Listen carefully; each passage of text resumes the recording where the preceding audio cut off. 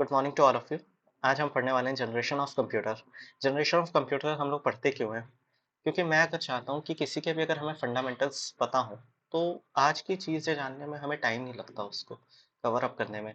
अगर किसी को इंटरेस्ट है ऑपरेटिंग सिस्टम के अंदर, कंप्यूटर आर्किटेक्चर के अंदर, ये जो लेक्चर्स हैं वो काफ़ी ऑसम होने वाले हैं। और मतलब ऐसा नहीं है कि ये सिर्फ सीएस बैकग्राउंड वाले ही देख सकते हैं, नॉन सीएस वालों के लिए भी काफ़ी फायदेमंद होगा। सिर्फ इसलिए नहीं कि अगर अगर उनको मतलब अगर प्रोग्रामिंग भी करनी है, तो इसके अंदर पता लगे कि एक्चुअली प्रोग्रामिंग हुई क्यों थी, हमें ज़रूरत क्या पड़ी प्रोग्राम्स करने की, प्रोग्राम्स कैसे काम करती हैं, मशीन कोड्स क्या होते हैं, असेंबलीज़ क्या होती हैं, वो सारी चीज़ें हमें जानने को मिलेगी। फिलहाल तो मेरा मेन फ़ोकस जो है फर्स्ट जनरेशन ऑफ कंप्यूटर्स के अंदर ही है। हम लोग फर्स्ट जनरेशन कंप्यूटर्स के अंदर आते हैं। 1940 से 1956 के बीच ये चली थी। मैं स्लाइड्स वाली चीज़ें नहीं पढ़ाऊँगा, ये सब आप पढ़ सकते हो। क्यों यूज़ हुई थी, क्या यूज़ हुआ था इनका।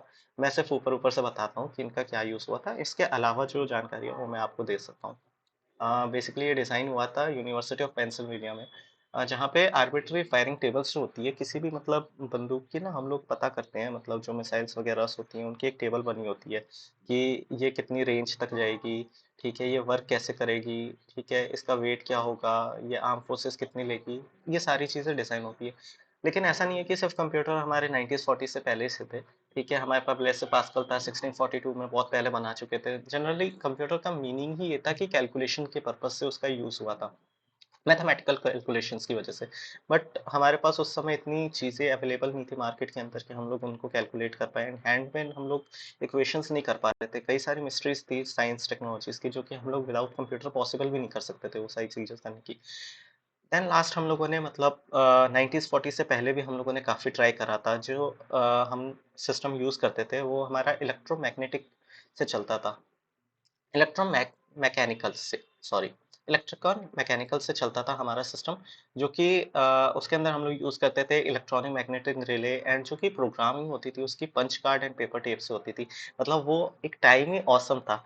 लेकिन इन सब में बहुत प्रॉब्लम्स थी, काफ़ी टाइम कंज्यूमिंग था एंड जॉब शेड्यूलिंग होती थी, जो कि आगे-आगे हम पढ़ेंगे व्हाट इज़ जॉब वगैरह कैसे काम करती है, शेड्यूलिंग कैसे काम करती है। लेकिन उससे पहले हम लोग सिर्फ़ इस पे फ़ोकस करते हैं कि ये चीज़ें काम कैसे करती थी।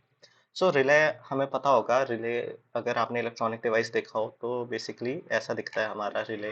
मतलब ये अगर आप कहीं मार्केट में भी जाएँगे तो आज की डेट में भी मिल जाएगा। हम लोग कई सर्किट बोर्ड्स बनाने में उसका यूज़ करते हैं। लेकिन उस टाइम पे ये इससे प्रोग्रामेबल बनाया गया था कि जो भी हो हमने इसे प्रोग्रामर करना है, सर्किट्स ऑफ हम लोग एक इनपुट दें और मल्टीपल कंट्रोल सिग्नल करें। ट्राई करते थे। और जो इनाक था वो बहुत फेमस कंप्यूटर था उस टाइम का। उस समय इनाक मतलब ऐसा था कि सिस्टम ही अपने आप में कमाल की चीज़ थी। ये एक पूरे रूम का साइज़ खा लेता था। मतलब इतना बड़ा होता था। और ये भी नहीं कि इसका साइज़ और वेट कम हो, वेट इसका होता था 30 टन्स। मतलब 30,000 किलो के आसपास ये मतलब पूरी मशीन होती थी। और इस मशीन को मतलब यूज़ करना एंड साइड करना मतलब अपने आप में एक बहुत डिफ़िकल्ट टास्क था। और इसको यूज़ करने में मतलब आँधी आ जाती थी एंड काफ़ी हाई लेवल टीम रहती थी और इलेक्ट्रिसिटी काफ़ी कंज़्यूम करता था। कई बारी तो ये पूरे एक एरिया की लाइट ही उड़ा देता था। इतना ज़्यादा ये जब स्टार्ट होती थी मशीन्स वगैरह, तो इनके लिए अलग ही ट्रांसफ़ार्मर सब कुछ अलग ही डिज़ाइन्स करते थे। फिर हमारे पास इसी के फर्स्ट जनरेशन कंप्यूटर्स के अंदर ही एक बहुत कमाल की चीज़ आई थी, आईबीएम 701। उस टाइम की बहुत कमाल की चीज़ थी। तो आईबीएम 701 एक कह सकता हूँ फर्स्ट जनरेशन कंप्यूटर का ही बहुत फ़ेमस कंप्यूटर था, आफ्टर ENIAC के बाद।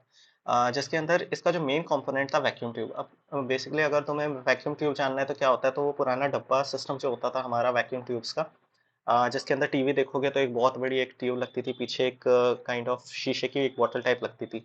उसे वैक्यूम ट्यूब बोलते थे। और जो इसकी मेमोरीज़ होती थी ना, जो आज की डेट में हम लोग मेमोरी अपनी कहाँ सेव करते हैं, हार्ड डिस्क, एसएसडी आ गई बहुत सारी, उस समय होती थी मैग्नेटिक ड्रम्स और मैग्नेटिक टेप्स। तो मैग्नेटिक ड्रम्स तो ये रहा हमारा, ठीक है? लेकिन जो मैग्नेटिक टेप्स है, ठीक है? मैग्नेटिक टेप्स अगर याद हो तो वो कैसेट याद है? ऐसे बॉक्स बन के आते थे और ये सारे मैग्नेटिक टेप्स होते थे।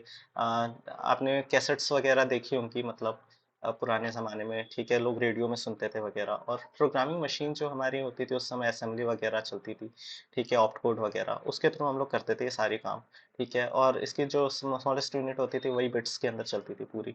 बस इसकी प्रॉब्लम ये थी, कंज़्यूम लॉट ऑफ इलेक्ट्रिसिटी। मतलब इलेक्ट्रिसिटी उस समय का इंफ्रास्ट्रक्चर के बाद भी इलेक्ट्रिसिटी इतनी ज़्यादा खाता था और जनरेट लॉट ऑफ हीट। इसकी वजह से काफ़ी प्रॉब्लम होती थी। इनके लिए हमें अलग से हीटिंग के लिए हीटिंग कूलिंग इक्विपमेंट लगाने पड़ते थे, लाइक कि ठंडा रह सके हमारा रूम वगैरह। और इनपुट आउटपुट होते थे इसके punch cards and paper tape. So अगर पंच कार्ड्स की बात करूँ तो यहाँ पे ये पंच कार्ड्स के नीचे लगते थे, ठीक है? जहाँ पे हर एक इन्फॉर्मेशन स्टोर होती थी कि आपको कैलकुलेशन करानी क्या है, उस हिसाब से चलते थे और ये हमारे होते थे वैक्यूम ट्यूब्स, ये वाली, ठीक है? तो ये सारे वैक्यूम ट्यूब्स हैं ऊपर, ठीक है? सो ये सारे काम करते थे और ये होता था हमारा मेन कंप्यूटर, जो कि हमारा सिस्टम है आईबीएम 701। ये दिखने में अभी छोटा लग रहा है लेकिन है काफ़ी बड़ा, ये पूरे रूम की साइज़ करेगी, सिर्फ़ एक मेन फ्रेम कंप्यूटर है।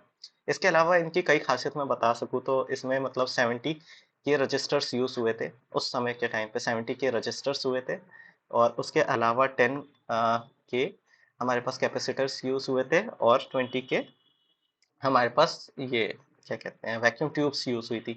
उस समय बहुत ही बड़ी बात थी ये सारी चीज़ें यूज़ करना एंड काफ़ी कॉस्टली होता था इसको सेटअप करना।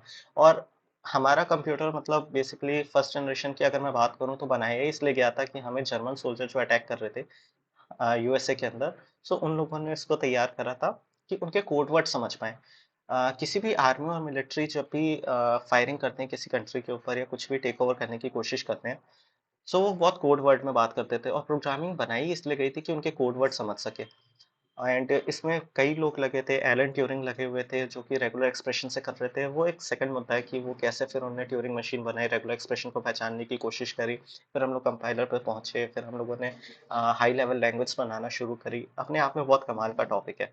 सो ये एंड था इसका टॉपिक का 1940 से 1956 के बीच। अगर इसमें कोई भी टॉपिक अगर नहीं समझ आया या वापस से समझना है तो वापस बता देना। एंड किसी के बारे में और ज़्यादा जानना हो लाइक स्टोरेज व्हील कैसे काम करते थे, रोटेटरी स्विच कैसे काम करते थे, किसी के बारे में भी जानना हो सो प्लीज़ मुझे बता देना।